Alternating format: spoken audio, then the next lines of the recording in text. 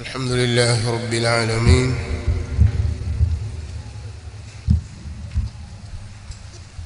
حمدا كثيرا طيبا مباركا فيه ملء السماوات وملء الأرض وملء ما بينهما وملء ما شئت من شيء بعد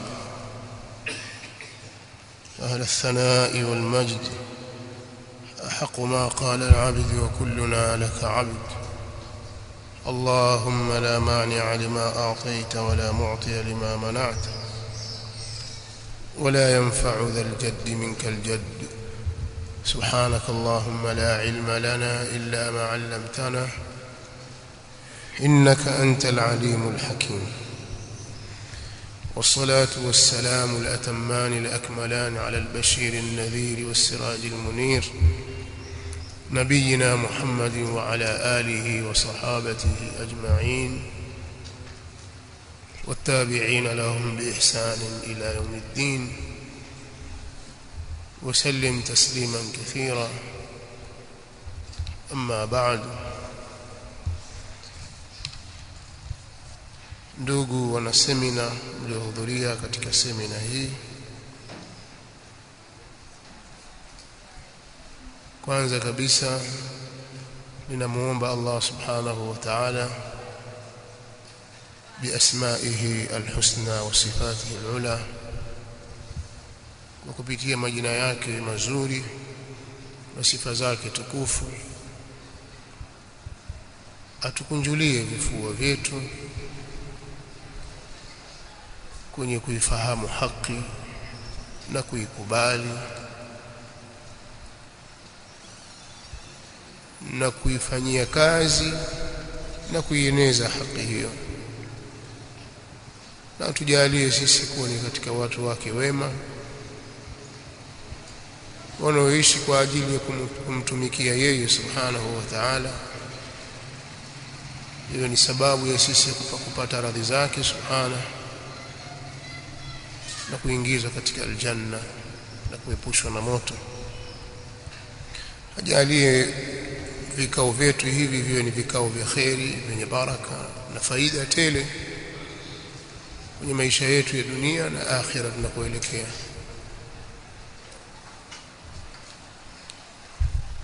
Atufundishe katika dini yetu kile tusichokijua, na aturuzuku ilmu yenye manufaa tukao tunufaisha sisi na vizazi vyetu na umma kwa ujumla. Muhadhara tulionao mbele yetu ni katika mfululizo wa ile mihadhara tuliyoanza jana. Maudhui hizi zina mwelekeo mmoja, ni maudhui moja lakini imebeba vipengele vinavyotiririka kwa pamoja, na maudhui hii ni pana sana, kubwa, inahitaji wasaa na muda wa kutosha. Sasa kawaida kwa mujibu wa ratiba zetu tuliona kwamba muda wa baada al-maghrib utatosheleza,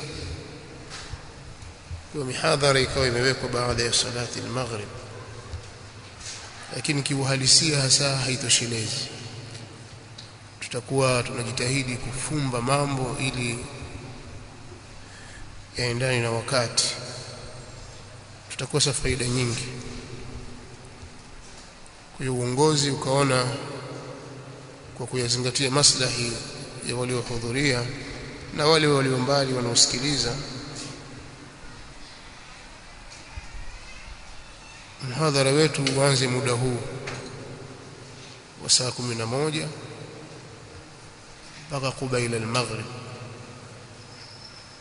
Nyuma kidogo ya kuingia maghrib tutasimama, lakini pia muhadhara utaendelea tena kwa kipindi chake cha pili kwa siku ya leo baada al-maghrib.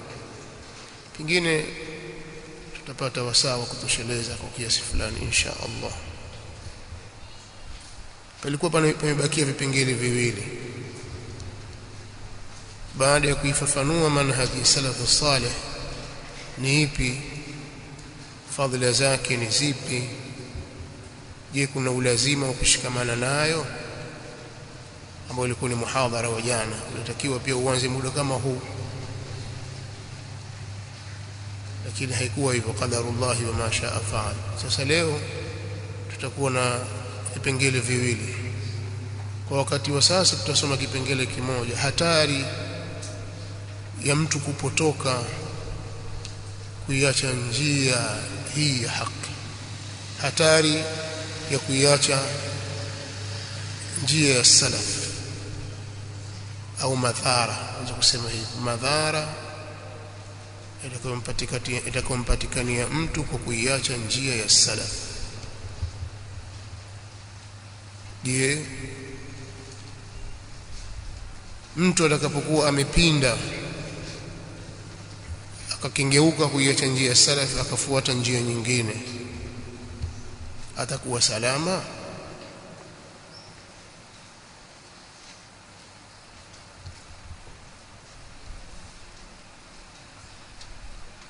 Kama vile wanavyosema baadhi ya watu kwamba sote maadamu tumwabudu Mungu mmoja, wewe ukishika njia ya Musa, yule kashika njia ya Yesu, yule kashika njia ya Muhammad, sote tumwabudu Mungu mmoja, hakuna neno.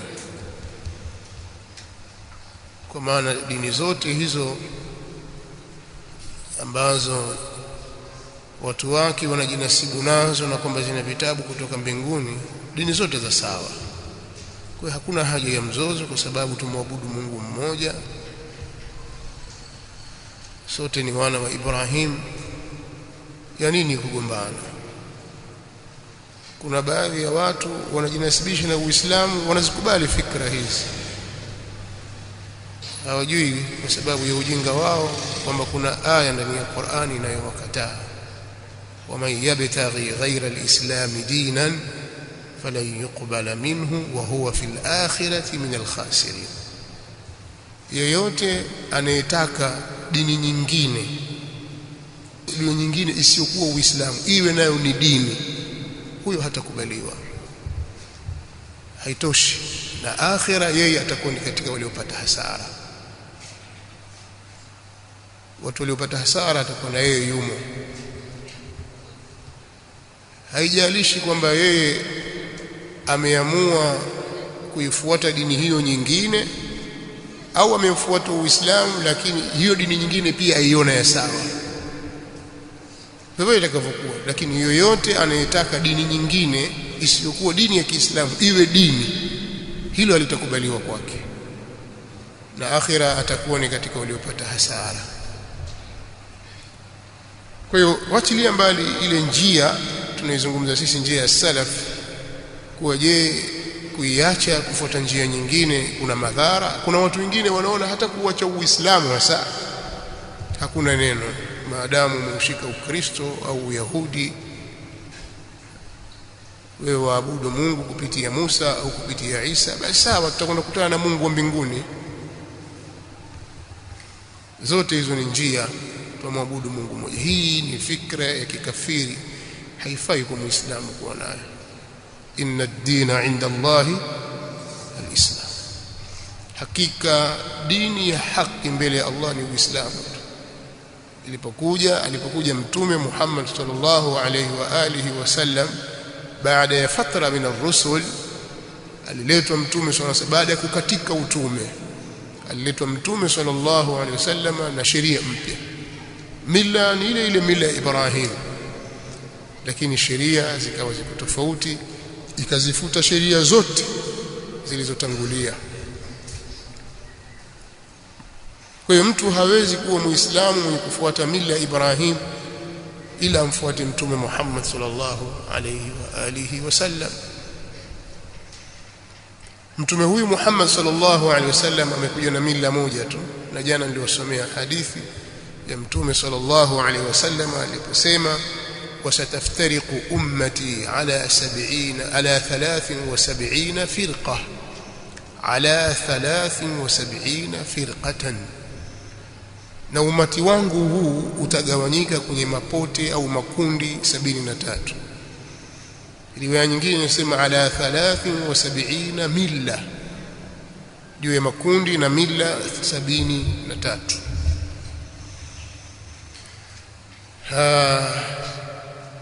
Ingekuwa kuna nafuu kubwa sana ingesemwa 72 fil janna, makundi 72 yatakwenda peponi wa wahidatun fin nar.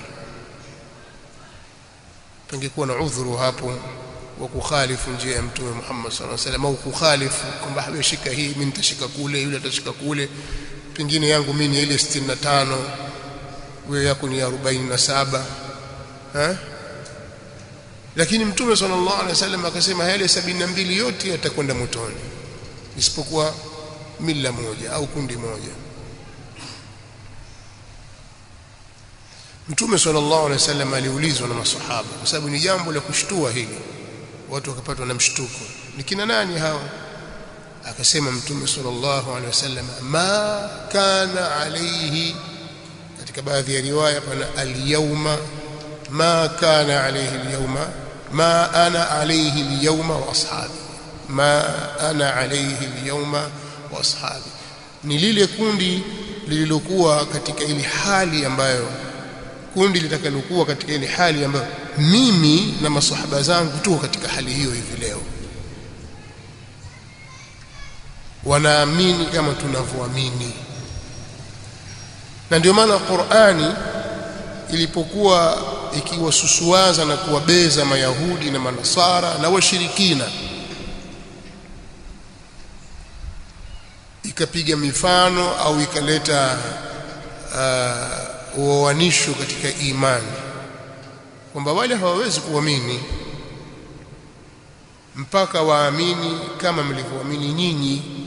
Fa in amanu bimithli ma amantum bihi faqad ihtadaw wa in tawallaw fa innama hum fi shiqaq. Kama wao wataamini kama mlivyoamini nyinyi, hapo watakuwa wameongoka. Lakini kama wao watakengeuka, basi wajue wambo ndani ya uasi, ndani ya maasi, ya upinzani. Kama wao wataamini mfano mlivyoamini nyinyi, swali, nyinyi kina nani? Wakati Qur'ani inashuka inasema nyinyi kina nani? Ni masahaba ndio wanasemeshwa hapo wa Mtume Muhammad sallallahu alaihi wa alihi wasallam, masahaba ambao Allah subhanahu wa ta'ala anatuambia Muhammadun rasulullah walladhina ma'ahu ashidda'u 'ala al-kuffar ruhama'u bainahum tarahum ruk'an sujada yabtaghuna fadlan min Allah wa ridwana simahum fi wujuhihim min athari as-sujud. Sasa hapa pakaendelea maneno, dhalika mathaluhum fi at-taurat.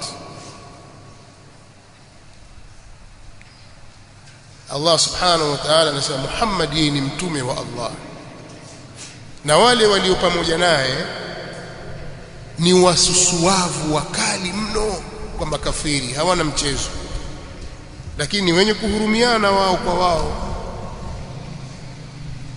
wana huruma. Kama sio wao wanapokutana na makafiri, tunasema sio wale waliokuwa na huruma baina yao, ni watu wakali, lakini wakiwa pamoja wenyewe kwa wenyewe wana huruma baina yao. Utawaona wakiswali, kwa maana wakirukuu na ukisujudu kwa pamoja, na alama zao ziko juu ya mapaji ya nyuso zao. Allah subhanahu wa ta'ala anasema huo ndio wasifu wao ulivyotajwa ndani ya Taurat. Dhalika mathaluhum fi at-Taurat, huo ndio wasifu wao ndani ya Taurat. Taurat imeletwa nani? Imeteremshwa kwa Musa alayhi salatu wassalam. Wa mathaluhum fil injil kazar'in, na mfano wao au wasifu wao uliomo katika Injili ni kama mmea. Ikaendelea. Alhasil, tutaka kusema kwamba hawa ni watu maalum, maswahaba wa Mtume Muhammad sallallahu alaihi wasallam. Aya zilipokuwa zikitaja zikielezea wasifu wa waumini wa kikweli, ilikuwa kwanza wanakusudiwa wao, Kwa sisi hatuwezi kuwa na imani za kweli mpaka ziwe zimefanana na imani zao. Inawezekana tukawa tunapishana katika ukubwa wa imani, kumwamini Allah subhanahu wa ta'ala, lakini aina ya imani ni moja. Vile wanavyoamini wao ndivyo tunavyoamini sisi. Lakini ikiwa wao wanavyoamini tofauti na sisi, tayari hapo tutakuwa tuna mtihani. Ndio maana Allah akasema fa in amanu bimithli ma amantum bihi faqad ihtadaw, wakiamini Mayahudi na Manasara mfano wa vile mlivyoamini nyinyi masahaba, basi watakuwa wao wameongoka. Wa in tawallaw fa inma hum fi shiqaq. Hii nadhani aya 137 katika sura al-Baqara. Pamekuwa uwiano pale, imani hii iwe kama hii, na sisi nasi tuwe hivyo hivyo tutakokuja baadaye. Kile wanachokiitakidi wale na sisi tukiitakidi, hata kama akili zetu hazikubali katika hilo. Hal kadhalika ibada zetu ziwe kama zao. Ufahamu wetu juu ya maandiko ya Qur'ani na Sunna ya Mtume Muhammad sallallahu alaihi wasallam uwe na mfano ulingane na mfano wa ufahamu wao. Ile misingi walioisimamia na sisi tuitumie misingi ile ile, tupite mule mule katika misingi ile. Dini ina misingi yake, kwa misingi yetu sisi ifanane na misingi yao. Kwa mfano, linapokuja andiko lolote kwenye Qur'ani au katika Sunna, andiko lile likawa kama lapingana na akili zetu hivi, tunavyotafakari kiakili, kiakili hii inakuwaje? Akili yako yani. Sasa maandiko matakatifu yanapingana na akili yako na fikra zako, kitu gani cha kutangulizwa? Msimamo wa maswahaba na waliokuja baada yao katika wanafunzi, miongoni mwa wanafunzi wa maswahaba na waliofuatia baada yao katika watu walioishi kwenye karne tatu bora, msimamo wao ni kuwa jambo lolote lililothibiti, lililokuja, lililopokewa, ima lipo ndani ya kitabu cha Allah au kwenye sunna za Mtume Muhammad sallallahu alaihi wasallam, likawa linapingana na kutofautiana na rai zetu na maoni yetu na akili zetu, kitu cha kwanza tunazituhumu akili zetu na tutanguliza maandiko matakatifu. Huu ni msingi, na wao ndivyo walivyoamini hivyo na walifaulu. Ambapo leo katika Uislamu kuna baadhi ya makundi yanayojinasibu na Uislamu baada ya kuzisoma falsafa za kimagharibi, falsafa za Kigiriki na nyinginezo, waliona tofauti. Kila kitu wanataka kukihukumu kwa mujibu wa akili zao wao. Sasa hii itawezekana vipi bwana? Kwa nini mwanamume apate mbili, mwanamke apate moja? Itawezekana vipi bwana? Hii haiwezekani bwana, kiakili hii bwana haiwezekani kabisa. Hata mwanamke pia na majukumu, mwanamke pia binadamu, lazima kuwe na usawa. Uislamu umeamrisha uadilifu, wao wataka usawa. Kuna tofauti baina uadilifu na usawa. Uadilifu ni kumpa anastahiki anachostahiki. Usawa ni kutaka kulinganisha kila kitu sawa. Kanzu utakaompa mtoto wako wa miaka 15, basi hiyo hiyo umpe mtoto wako wa miaka 2, si ndio sawa? Kipima hii hapa na hii, basi sawa, hii ampe huyo. Uadilifu ni kumpa yule haki yake anayostahiki. Yule anavaa mita 2 na robo, huyo anavaa mita 1 na robo. Ndio haki, ndio uadilifu. Lakini akili yako ambayo ishajaa matope, haiwezekani bwana, ili dhakari mithlu hadhi al-unthay, hapana, haiwezekani bwana. Ubaguzi huo. Kuna mambo mengi ya kuyapiga mifano ambayo yanaonyesha namna watu walivyokiuka msingi huu, lakini sio maudhui yetu.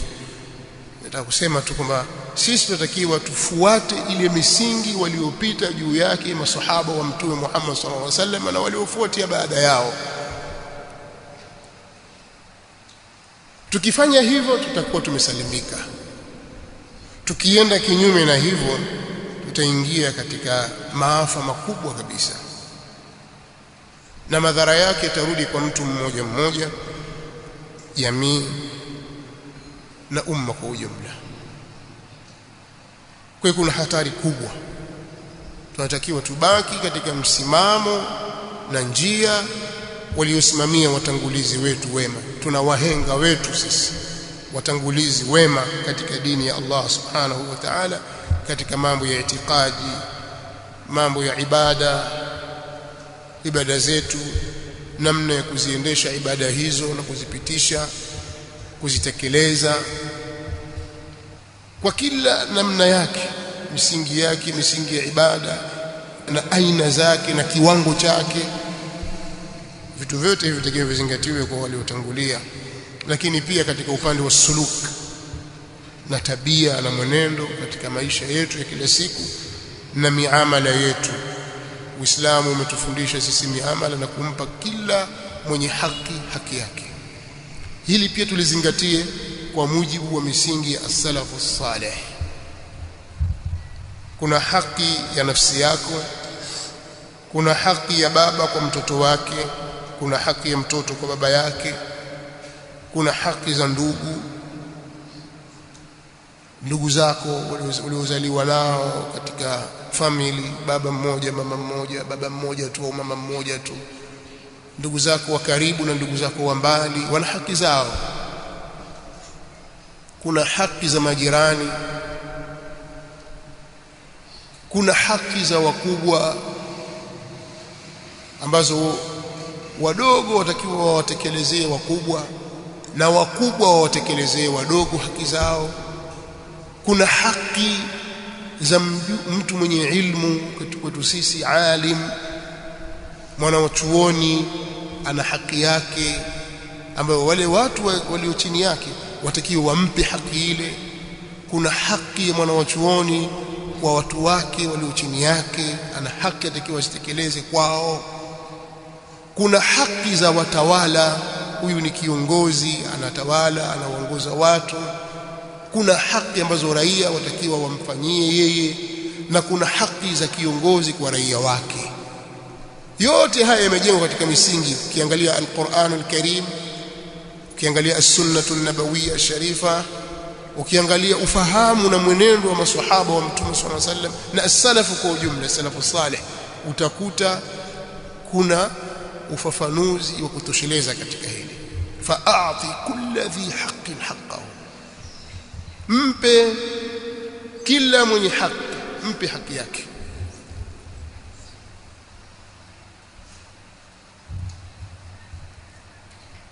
Hutakiwi kukhalifu njia hiyo,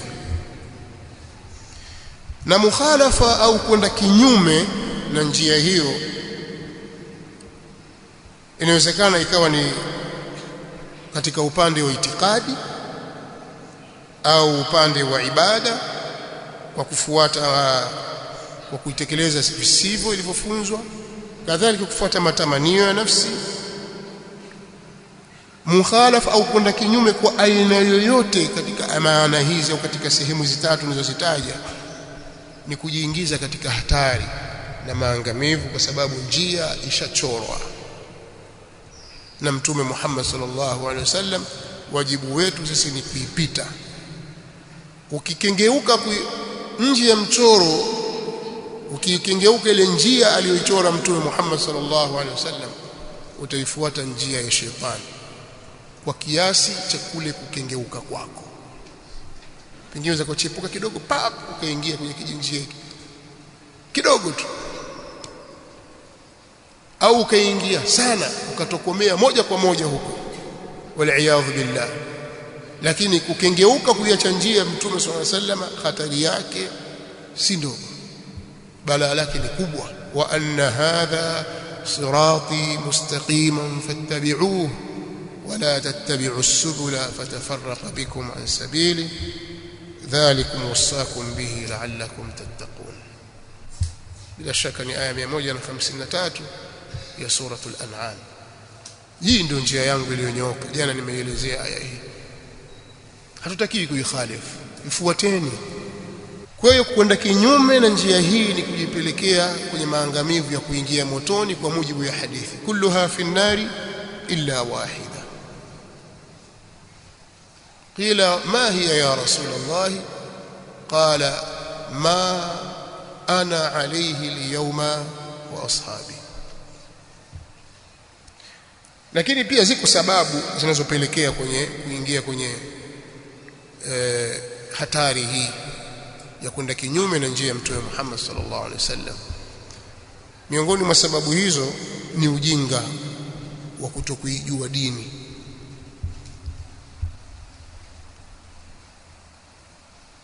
Ujinga wa kutokuijua dini ni tatizo kubwa sana.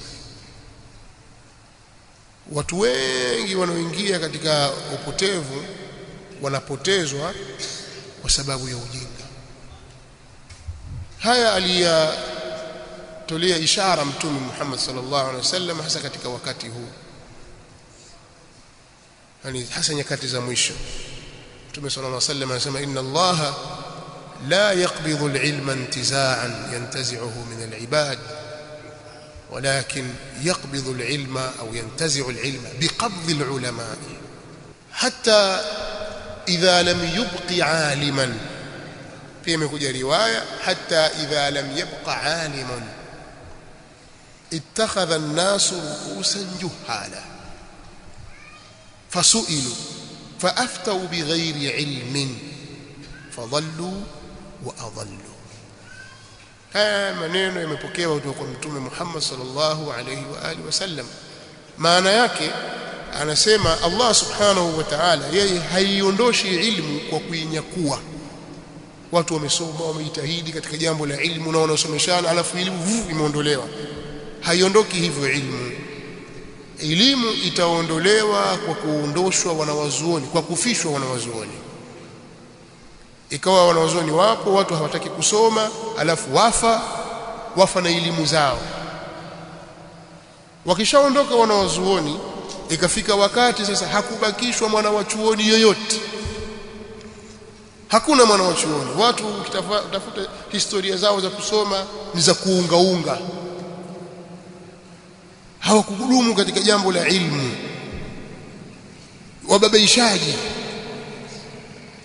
Sasa anasema mpaka itakapofikia kwamba Allah hakubakisha mwana wa chuoni yoyote, watu watajifanyia na watajitengenezea viongozi wajinga. Yule bwana afadhali huyu bwana, mpeni huyu apewa uongozi. Tafuta hapa sasa, hapa nani anajua Qur'ani kidogo tusalisha? Huyu hapa. Si mmesoma vyuo huko mashule, pengine mfika pale hata ujitarajia mwenyewe, madrasa kwenyewe ulikuwa huendi vizuri, lakini wajua kidogo. Sasa itakuwaje? Basi huyu hapa ndio wa shekhe hapo. Sasa watu mambo ya kuzima moto sasa hapo. Sasa itakuwaje? Huyu atatuswalisha, huyu wafaa huyu. Hakuna vigezo vyovyote vilivyozingatiwa. Ittakhadha an-nasu ru'usan juhala, watu watajifanyia viongozi wajinga. Fasuilu, wajinga wale wataulizwa.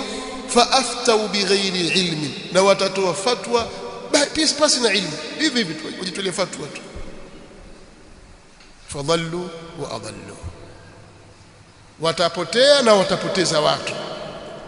Kwa hiyo ujinga ni janga kuu katika umma ambalo linapelekea watu kuingia katika upotofu.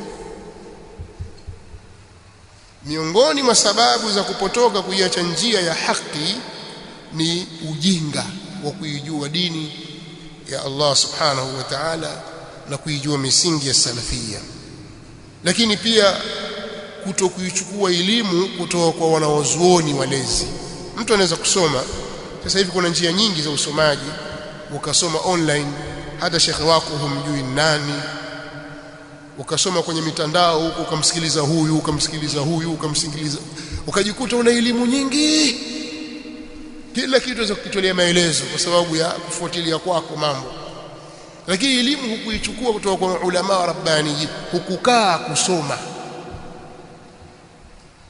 Hizi ni njia zinazosaidia kuongeza maarifa. Hatuwezi kuzikataa kwamba bwana mitandao sasa haifai kabisa. La, hatusemi hivyo.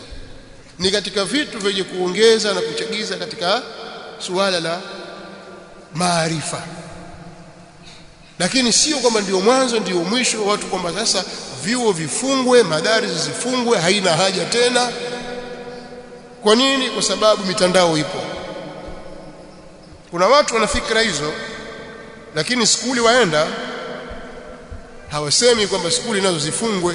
Kwa nini sasa serikali yaweka mabajeti makubwa kujenga maskuli, kuhakikisha wanafunzi kwa maskuli wanakula, wanalipiwa karo zao, ya nini sasa? Kama mtandao upo, simweke nyumbani tu bwana akasoma. Baada ya miaka 7 akashakuwa daktari, fanya operation, ataanza na yeye babake, sio kiumwa atakufanyia operation. Nini? Kwa sababu amesoma kwa mtandao. Wewe unaona kwamba inawezekana jambo hilo? Sasa vipi kefu katika jambo la dini? Vipi itakuwa katika jambo la dini? Kwa hiyo upotoshaji mwingi unapatikana kwa watu kuichukua elimu kutoka kwenye vyanzo visivyo sahihi, kutoka kwa wanawazuoni. Ni sababu ya kuingia katika inhirafu kwa kuiacha njia hii. Lakini jambo jingine, mtu anaweza kusoma lakini ana matashi binafsi, kufuata matashi binafsi, kufuata matamanio ya nafsi yake, na akatanguliza utashi wake mbele ya dalili, akaleta upinzani, akapindisha, akapeleka kule, lakini yote ni kujitafutia kutakuiridhisha nafsi yake kwa utashi wake binafsi. Lakini sababu nyingine inayopelekea katika kupotoka al-inhiraf an manhaj al-haq ni at-ta'athur bil afkari ad-dakhila, ni watu kuathirika na fikra zinazoletwa kutoka nje ya Uislamu. Watu wasiokuwa Waislamu kwa miongoni mwa juhudi zao kubwa walizowekeza ni kuleta fikra zilizo kinyume na mafunzo ya Uislamu, lakini zinafanana na Uislamu.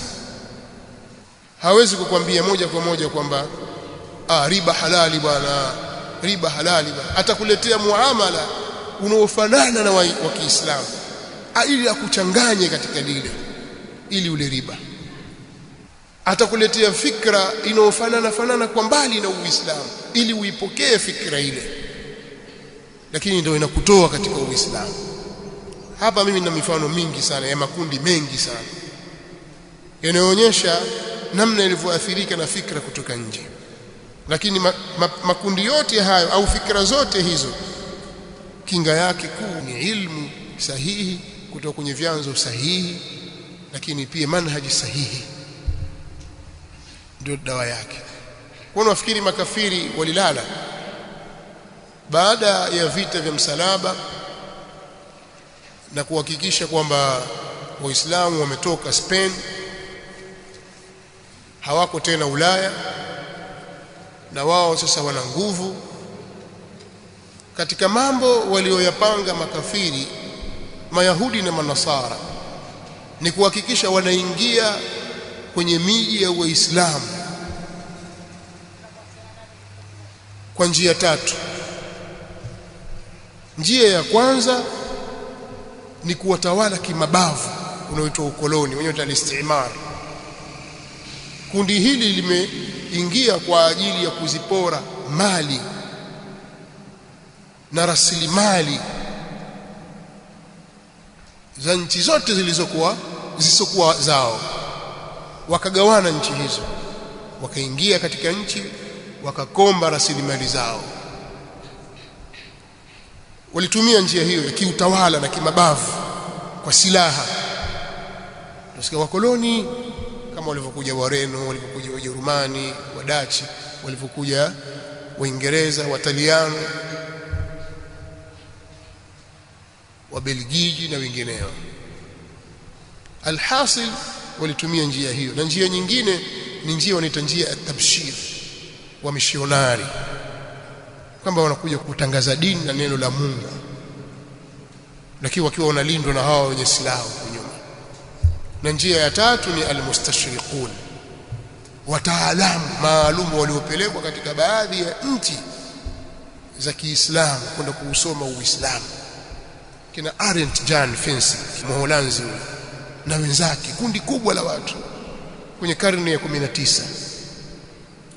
Kuna waliokwenda Lebanon, kuna waliokwenda Syria Damascus, kuna waliokwenda Misri, kuna waliokwenda Baghdad Iraqi na sehemu mbalimbali, wakenda wakabobea kwenye fani mbalimbali za Kiislamu. Wako waliobobea katika lugha za Kiarabu wakawa udaba, yani wakawa ni wanafasihi wazuri wa lugha ya Kiarabu. Wako waliobobea katika mambo ya historia ya Kiislamu, wako waliobobea katika mambo ya hadithi, wako waliobobea katika mambo ya Qur'ani na visomo vyake, wako waliobobea katika kila fani katika sheria ya Kiislamu, na wameandika vitabu. Huyo Arendt Jan Fensik na kitabu chake pale kimoja kinaitwa Miftahu Kunuzi Sunna, Mholand, kafir, lakini amesoma akajua akafuatilia. Sasa cha kufanya ni nini? Waanzishe university zao, lakini katika vitengo wanavyoviweka waeka Islamic study, Islamic kadha hivi, alafu wachukua waislamu wale wale sasa wanakwenda kuwafanyia brainwash katika vyuo vyao. Akija hapa utamwona muislamu ataja aya, ataja hadithi, dakika shatengenezwa tayari. Wewe huna unalolijua kwa sababu hukutaka kusoma. Nakumbuka miaka ya nyuma, si mwaka gani, kama baadhi yenu waliwahi kufanya muhadhara huu kuhusu almustashriqun Ubungo Mataa pale. Vijana wengi wa chuo walikuwepo wakati ule. Kwa mwaka gani? 2000 na ngapi? 11, 12, 13 hapa. Nilizungumza ile jambo. Leo sio mahali pale. Lakini nataka kuwafahamisha tu kwamba kuna fikra chafu zilizotengenezwa nje ya Uislamu ili kuuchafua Uislamu. Wewe umejipanga vipi? Ndio pale sasa utakuta, ndugu Waislamu, kuna msahafu mpya umetolewa na Mayahudi shule hivi, huo tutahadhari. Wenye hofu nyinyi msitaka kusoma dini. Sisi hata waandike kitu gani sasa? Watoto wadogo tutajua kwamba hii si aya. Hii si Qur'ani. Wewe ukitaka kufanya hivyo, jaribu siku moja uje uswalishe hapa alafu usome unavyotaka wewe. Fahamu? Mahali pa wa useme fa, utaambiwa sio fa, ni wa. Kwa hiyo miongoni mwa sababu zinazopelekea kuingizwa katika watu kupotoka, kuiacha njia ya haki, ni fikra kutoka nje.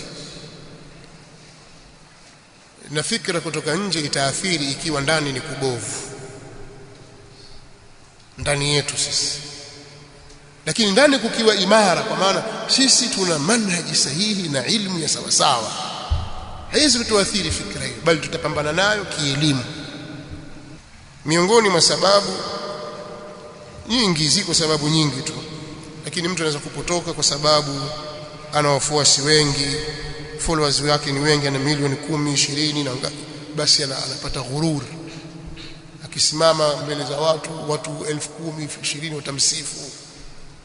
Wewe ile haki yako unayomwambia haiwezi kumbabaisha. Kwani nini bwana, mimi nishasema hivi na watu wangu mimi. Kuna watu wanaghurika na hayo. Kuna maeneo yanayoweza kuathirika na swala hili. Kabla sijafika katika njia ya kujikinga, kuna maeneo yanayoweza kuathirika na swala hili. Kabla sijafika katika njia ya kujikinga, upotofu, al-inhiraf an manhaj al-haqi au al-manhaj as-salafi, upotofu huu unaweza ukaingia kwenye itikadi, ikaathiri itikadi yako, ukatumbukia imma kwenye bid'a au kwenye shirki, wal-iyadhu billah. Kwa hiyo pale unapofuatilia mambo, unafuatilia huyu, wamsikiliza yule, alafu huna taa ya kumilika, huna muongozo unaokuongoza, kwa sababu Muislamu lazima awe na muongozo na vipimo vya kubainisha haki na batil, sio akili yake peke yake, bali muongozo wa kidini. Mtu anasema sasa, ina maana mimi kwa umri wangu huu mtu anataka kunidanganya? Wadanganyika kirahisi tu wewe, rahisi tu danganya. Mnifahamu? Usijiaminishe nafsi yako kwamba mimi mtu hawezi kunidanganya. Hapa nilipofikia hapa, fika mara mbili yake utadanganywa tu, maadamu huna muongozo wa kukuongoza kwenye haki. huna mizani ya kupambanua baina ya haki na batil. Muislamu aliye na mizani na vipimo vya sawasawa, kwa maana kwamba ana ilmu ya kujitambua na kuitambua dini yake, lakini pia ana mfumo na manhaji sahihi iliyojengwa katika misingi imara. Akisimama mtu wa batil, akianza tu ajua huyu khurafi, huyu shia, huyu kadiani, moja kwa moja kishajua huyu mwelekeo wake vipi, huyu ataka kusema nini, huyu ameanza hivi, huyu ataka kusema hivi. Tayari ana mizani ya kupambanua. Sasa kama huna mizani, alafu mwenyewe wasikiliza yoyote unemtaka, unayejisikia, kwa sababu ana sauti nzuri, kwa sababu ana uwezo wa kuelezea vizuri, kwa sababu akizungumza Kiingereza chake wakielewa sana, wamuelewa sana huyu shehe. Mimi namuelewa sana huyu shehe, mimi shehe namuelewa sana huyu. Sio wako namna hiyo, kishajichagulia mimi bwana hapa, mimi uniambii kitu wa huyu, uniambii, mimi namuelewa sana. Lakini kwa kipimo kipi? Huna. Hatari yake kwenye jambo hilo, unaweza kuathiriwa katika upande wa itikadi yako, ima ukaingia katika bid'a au ukaingia katika shirk. Ukaingia kwenye bid'a au ukaingia kwenye shirk. Hapa pana mambo mengi ya kuyaeleza na mifano mingi kutoka kwenye mitandao ya kueleza mingi sana, na namna watu wanavyopotoka katika jambo hili na kuingia katika, wengine wanaingia katika wahdatul wujud, wengine katika alhulul, wengine katika kadha. Hizi ni lugha za kisheria za Kiislamu. Huko kuna watu wana itikadi inaitwa alhulul. Alhulul ni watu wanaitakidi kuwa Mungu anaweza kuingia kwa mwanadamu. Sawa? Alhulul, kwamba Mungu kaingia kwa binadamu. Huyu ni binadamu, lakini ndani yake kumeingia uungu, kwa asema kwa jina la Mungu. Sawa? Lakini ni mwanadamu. Itikadi hizo ziko na kuna baadhi ya makundi wanayo, lakini wewe huwezi kujua.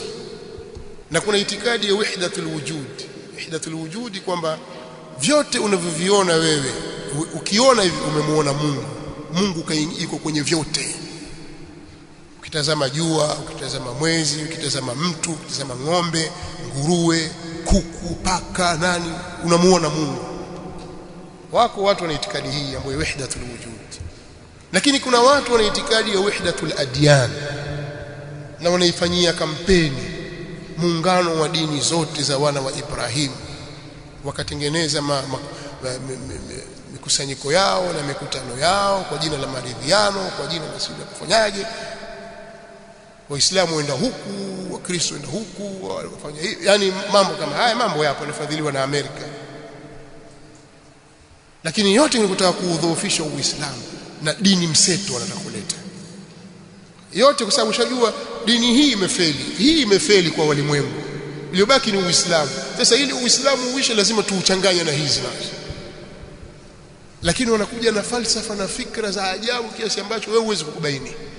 Kwa hiyo kuna hatari ya kuingia katika ashirku billah wal billah. Na Allah subhanahu wa ta'ala anatuambia, inna Allaha la yaghfiru an yushraka bih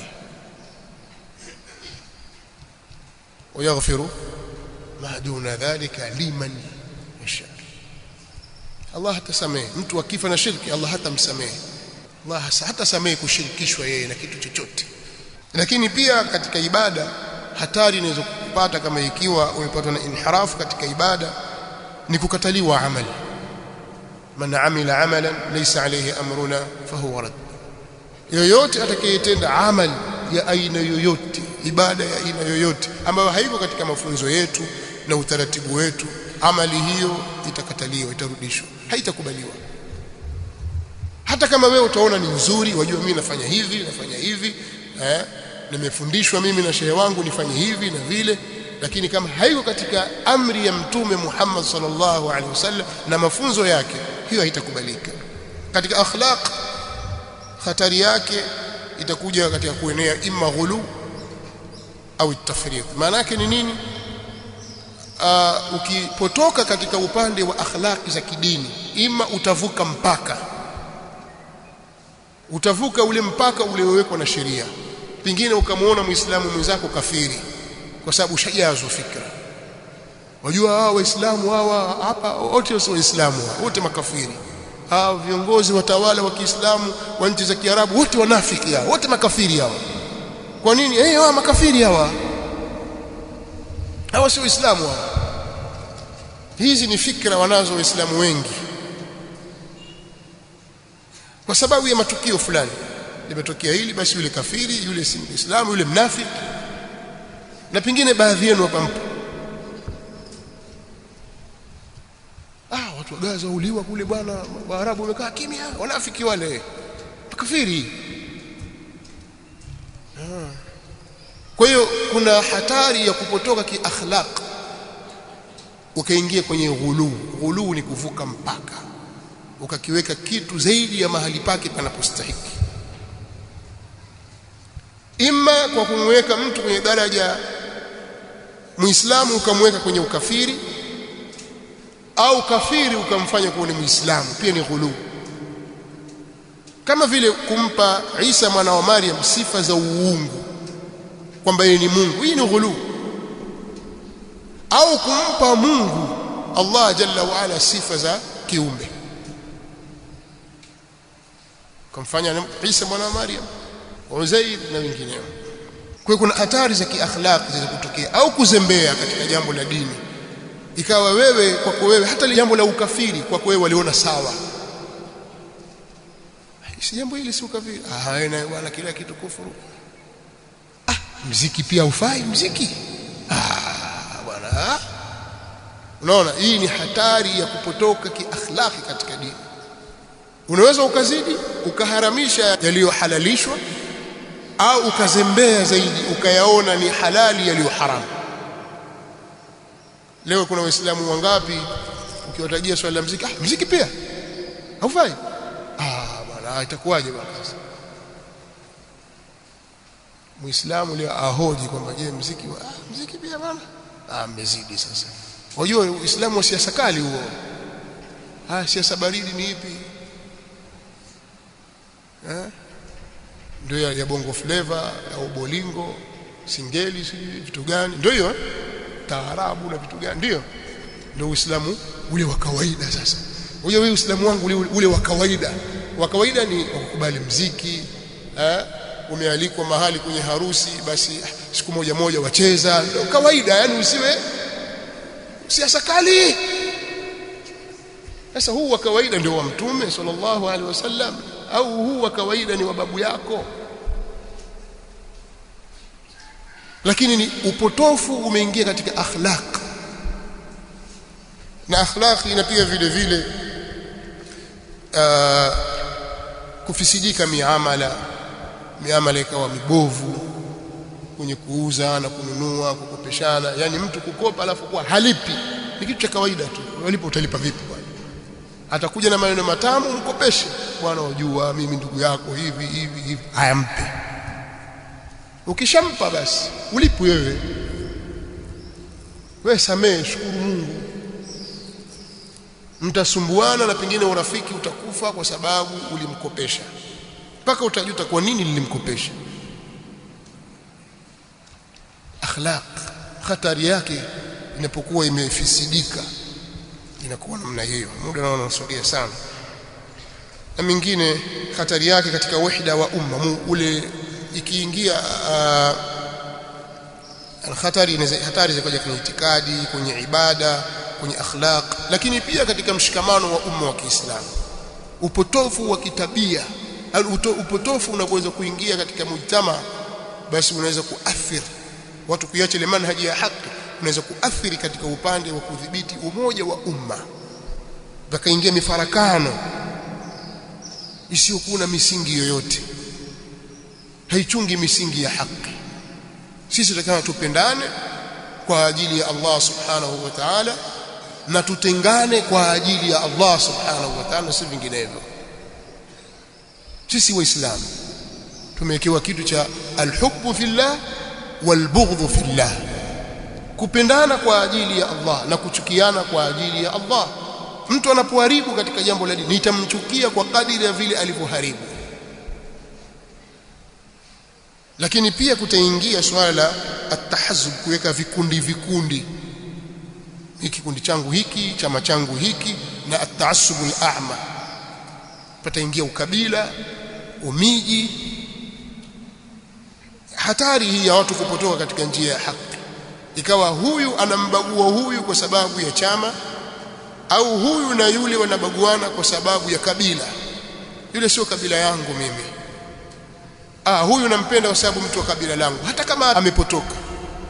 Huyu ni shekhe wangu kwa sababu mtu wa kabila letu. Huyu ni mtu wa kwetu. Mtu anamtetea mtu wake kwa sababu ni mtu wa kwao. Miongoni mwa sehemu za hatari zinazopatikana kwenye kupotoka kwenye manhaji hii ni kuingia hatari katika umoja wa umma wa Kiislamu, ikafikia wakati watu wanateteana na kunusuriana kwa sababu ya makabila yao au kwa sababu ya miji yao. Nimestaja kama sehemu 4 hivi zinaweza kuingiliwa na upotevu. Sasa njia za kukinga jambo hili, moja katika njia ya msingi kabisa ni kutafuta ilmu, ni kusoma dini katika misingi yake yenye kutegemewa. Dini yatakiwa isomwe, tujue misingi ya dini sahihi kutoka kwenye vyanzo vyake sahihi.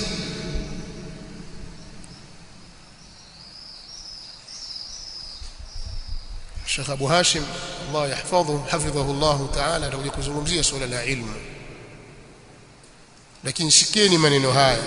Sisi tunatakiwa tuisome dini tena kutoka kwenye vyanzo vyake sahihi, kwa njia zake sahihi. Lazima tuisome dini, na moja katika namna ya usomaji wa dini ni kumchagua mwalimu anayefaa, kwa sababu inna hadha al-ilma dinun fanzuru amman ta'khudhuna dinakum. Imam Muhammad bin Sirin, babake alikuwa sahaba, yeye si sahaba, ni mwanafunzi katika wanafunzi wakubwa wa maswahaba radhiyallahu anhu, akiitwa Muhammad bin Sirin. Anasema hii elimu hii mnayoiona hii ya dini ni dini, basi tazameni dini yenu mnaichukua kutoka kwa nani, hii elimu mnaichukua kutoka kwa nani. Hili ni jambo la msingi la kufahamu. Lakini pia elimu ina taratibu zake, kuna mwanzo na katikati na mwisho, upeo wa mwisho kabisa. Sasa usiruke katikati kabla hujaanza mwanzo, kwa sababu wanawazuoni wamesifiwa kwa sifa njema, na sifa njema yao ni kuwalea watu kutoka kwenye elimu ndogo za chini mpaka kufika elimu za juu. Walakin kunu rabbaniyin bima kuntum tuallimuna alkitaba wa bima kuntum tadrusun, lakini kuweni wanawazuoni walezi. Nyinyi waislamu mnachoamrishwa ni kuweni wanawazuoni walezi wenye kuwalea watu. Ibn Abbas radhiyallahu ta'ala anhuma katafsiri ar-rabbani ni alladhi yurabbi an-nasa min sighari al-ilmi ila kibarihi. Murabbi ar-rabbani ni yule anayewalea watu kutoka elimu ya mwanzo chini kabisa mpaka elimu kubwa, kwa sababu ndivyo mtu anapotakiwa aanze kusoma mwanzo kabisa. Bismillah, waanza kama wenyewe wanaposema Waswahili kwamba alifu na kijiti, waanza mwanzo kabisa, hatua ya mwanzo kabisa. Unakwenda kidogo kidogo unapanda. Una kitu kinaitwa at-tadarruj, unapanda kidogo kutoka hapa unakwenda hapa, kutoka hapa unakwenda hapa, kutoka hapa unakwenda hapa, mpaka ufika mahali unaona sasa kumbe elimu ndiyo hii. Wasikia ladha ya elimu, ile tamu na raha ya kielimu uisikia katika nafsi yako, kiasi ambacho mtu hawezi kukutoa kwenye jambo hili. Kwa ufupi ni kwamba elimu ya dini ina raha na starehe ambayo hawezi kuijua ambaye hajaionja ladha ile. Al-Imam Sheikh al-Islam Ibn Taymiyyah wakati fulani alikuwa akiyapitia masaili ya kiilmu, amekaa kando ya mto, wengine wanasema amekaa kando ya maji yake, na mkate wake mgumu, mkate mgumu kabisa, auroweka kwenye maji, huku mwenyewe anafuatilia masaili, anakula. Anasema law alima al-muluk wa abna'u al-muluk ma nahnu alayhi lajaladuna bisuyuf. Law wafalme na watoto wao wangelijua ile raha tulionayo sisi, wangetushambulia kwa mapanga. ili watupokonye raha hii. Sasa elimu ukiisoma kwa misingi yake na ile tadaruji hatua baada ya hatua, ina ladha, ina utamu. Lakini ukiisoma kwa mabaka hapa pale uje, haina raha na haitakusaidia, itakudhuru. Kila siku utaona kila kitu kigumu. Nimesema hayo atakuja kuelezwa. Lakini kitu kingine katika wasaili alwiqaya ni atamassuku bilkitabi wassunnati bifahmi as-salaf as-salih, ni mtu kushikamana na kitabu na sunna kwa ufahamu wa wema waliotangulia, kushikamana na kitabu cha Allah na sunna za mtume sallallahu alayhi wa alihi wasallam katika ile jambo la ilmu, kwa sababu kuna nukta chache tuweza kukamilisha hapa, kutilia nguvu. Si mada yangu ilmu, lakini miongoni mwa kinga muhimu kabisa za kukukinga wewe na inhirafu ni ilmu. Sasa kuna kitu ndio kitaja kama kwa munasaba tu, kwa munasaba wa jambo hili. Sisi sote tunafahamu, kila Muislamu utakayemuuliza utamsikia akielezea kwa njia ya kujisifu, kuwatambia wasiokuwa Waislamu kwamba Uislamu ulienea katika zama za mwanzo mpaka ukaifika Spain. Tulitawala Ulaya sisi, Uislamu ulikaa Ulaya, si ndio hivyo? Watu wote wajua katika Uislamu, hata kama hajui ile historia kiundani ilikuwaje. Sasa mimi nataka nieleze kwa mukhtasari tu. Waislamu wa mwanzo kabisa, baadhi yao wakiwa ni masahaba, akiwepo sahaba mmoja akiitwa Uqba ibn Nafi'. Sheikh alihutubu jana hapa alitaja hadithi ya Uqba ibn Nafi' ambayo akhrajahu Muslim. Mtume صلى الله عليه وسلم aliwaambia masahaba, ayyukum yuhibbu an yaghduwa ila buthana au ila al-aqiq fayati minhu binaqatayn kawmawayn min ghairi qati'atin wala ithm. قالوا أينا لا يحب ذلك يا رسول الله؟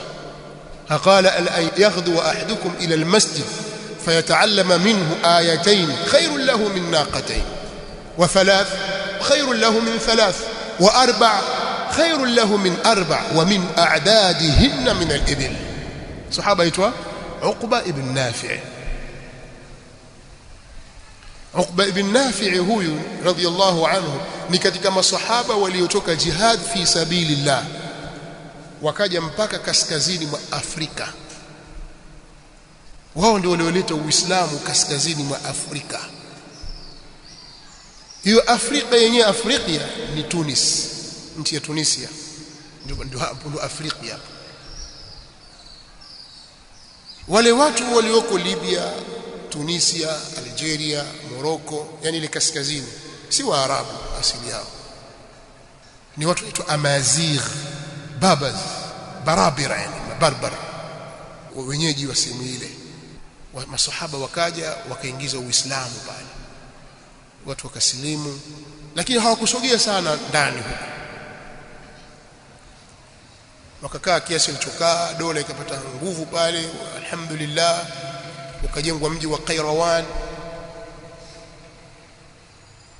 Wakati wa daula ya Bani Umayya, Uislamu ukaendelea katika miji ile ya Afrika ya kaskazini.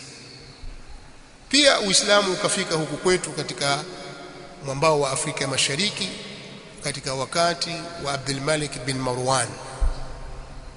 Katika Bani Umayya vile vile, daula ya Bani Umayya, walikuja watu katika kipindi hicho wakaleta Uislamu katika miji hii mwambao. Lakini kule walifika masahaba, hasa huku kwetu hawakufika masahaba, zaidi ya kufika Ethiopia wakati wa Mtume SAW alaihi wasallam, kisha wakarudi zao Maka, wengine wakarudi wakati Mtume SAW alaihi wasallam yuko Madina. Lakini haikupokewa kwamba kuna sahaba alichomoka pale Ethiopia Aksum akaja huku Afrika ya Mashariki. Ni dhana tu ambazo hazina ukweli katika historia ya Kiislamu. Tuache haya. Alhasil, baada ya muda baadhi ya watawala wakawa wanauingiza Uislamu katika miji ya Amazigh, Barabara, kwa nguvu sana. Ikawa akishafungua mji huu hapa, waingia wagiza watu kwenye Uislamu, watoka wenda mji mwingine hivi. Sasa wakitoka wakirudi huko wameritadi, mara vita wapiga tena warudi kwenye Uislamu.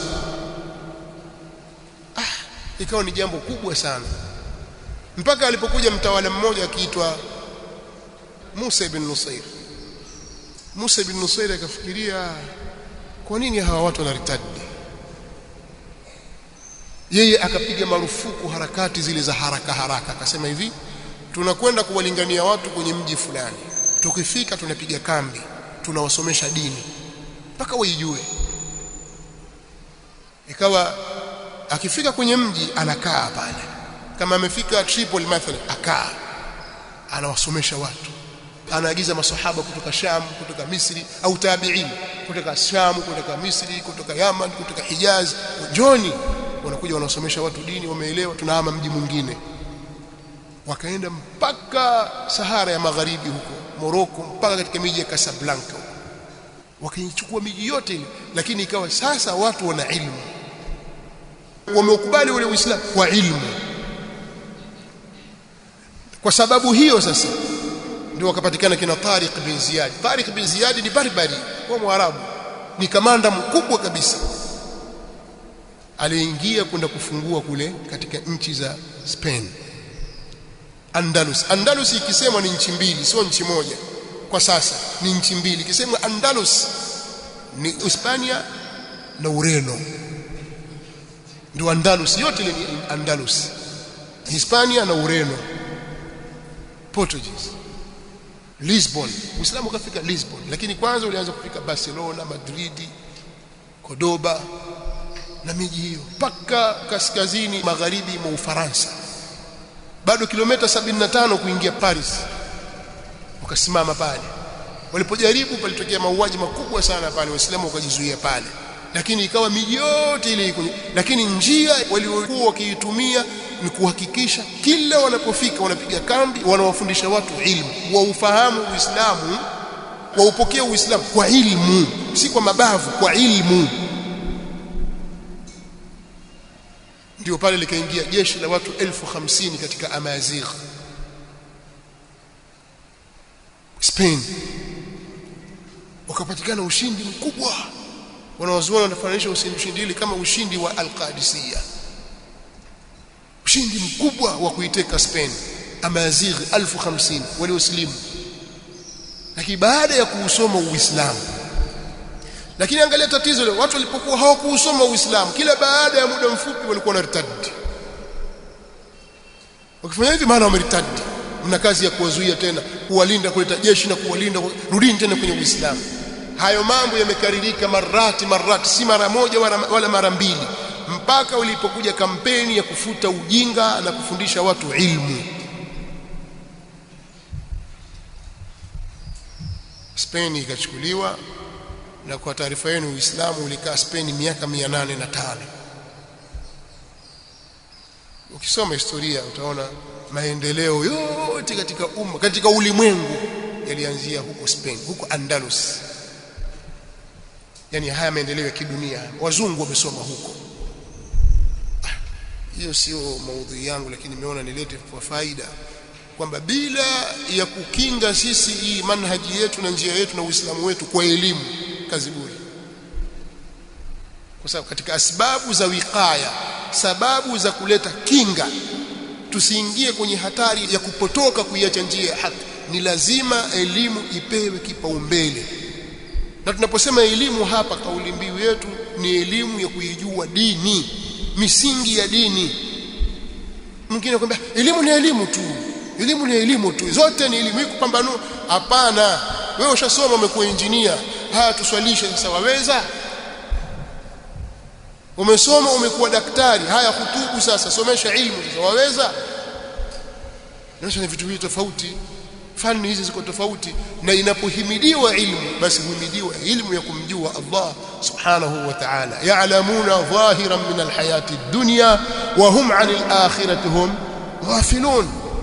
Wanaelezewa watu kwamba wao wanajua dhahiri tu katika maisha ya kidunia, lakini akhira wameghafilika nayo. Wanajua elimu za miamba, elimu za miti, elimu za wanyama, elimu za kibinadamu, elimu, wajua mambo hayo tu, kompyuta, ndege, dhahira min alhayati ad-dunya. Lakini kumjua Allah na akhira hawajui. Sifa nzuri, sifa mbaya. Kwa hiyo tunatakiwa tuijue dini, na hii ndio itatusaidia sisi kutukinga na upotoshaji mwingi unaotawanywa katika vyombo vya habari mbalimbali, kwenye mitandao ya kijamii mbalimbali, kwenye maskani zetu, kwenye vikao vyetu. Kuna upotoshaji mwingi unaoletwa hapo ambao ni hatari, ima kwenye itikadi yako, unaweza kuingia kwenye bid'a au katika shirki. Ni hatari, inaweza kuharibu ibada zako. Ni hatari, inaweza kuharibu akhlaqi zako na tabia zako. Ni hatari, inaweza kuvunja umoja wa umma wa Kiislamu. Lakini ukipata kinga ya ilmu na manhaji sahihi biidhnillah ta'ala, fahamu kuwa usalama uko mbele yako. Bila shaka katika hili tumelielewa kiasi fulani. Nadhani muda huu utakuwa umetosheleza, pamoja najua kwamba watu wanatamani tuendelee, lakini kipengele hiki chetu tulichonacho katika wakati wa sasa ni hatari ya watu kupotoka, kuiacha njia sahihi. Kupotoka katika umoja wa umma, utaingia kwenye hizbia, mambo ya vyama, taasub, ndio haya mapoti mengi utayaona. Sisi tunatakiwa tuyalete, sio tuyaunganishe kwamba sote tu kitu kimoja. Yaache upotofu, yarudi katika kamba moja. Umoja unapatikana kwenye nyoyo zetu zielekee kiitikadi pamoja. Namna ya kuabudu, tuabudu kwa aina moja iliyowekwa na Mtume Muhammad sallallahu alaihi wasallam. Umoja upatikana hivyo, sio kwamba kila mmoja ashike njia yake, lakini wajua sisi kitu kimoja, sote tuelekea Maka. Si kweli. Umoja huo ni umoja feki. Tahsabuhum jami'an wa qulubuhum shatta, dhalika biannahum qaum la yaqilun. Wanasema kina nani? Mayahudi. Allah anasema utawadhania wao wako pamoja, lakini nyoyo zao ziko tofauti. Unavyoamini wewe sivyo unavyoamini huyu kuhusu Allah. Unavyoamini wewe na sio unavyoamini huyu kuhusu maswahaba. Unaona sasa? Tahsabuhum jami'an wa qulubuhum shatta. Wewe unasema radhiyallahu anhu, mzee anasema la'natullahi alayhi. Iko sawa hiyo? Haiko sawa. Kwa hiyo lazima tuzilete nyoyo pamoja kwa ilmu na mauidha iliyo sawa mazuri, na kuwakusanya watu katika manhaji ile, manhaji sahihi, manhaji ya haki, manhaji ya Mtume Muhammad sallallahu alaihi wasallam na masahaba na tabi'in na atba'u tabi'in, manhaji ya maimamu wakubwa wa Kiislamu, kabla haujapatikana upotoshaji katika umma. Tukirudi katika njia ile kwa itikadi, kifikra, kimawazo, kimeelekeo, kitabia, biidhnillahil karim, ushindi uko mbele yetu sisi. Kinyume cha hivyo tutateseka sana katika huu ulimwengu. Nas'alullah lana wa lakum at-tawfiq was-sadad. Nas'alullah al-mawla الثبات والهداية. ربنا لا تزغ قلوبنا بعد إذ هديتنا وهب لنا من لدنك رحمة إنك أنت الوهاب. بارك الله فيكم، جزاكم الله خيرا. السلام عليكم. Hii ni Wajawema Online TV. Hapa ni elimu tu.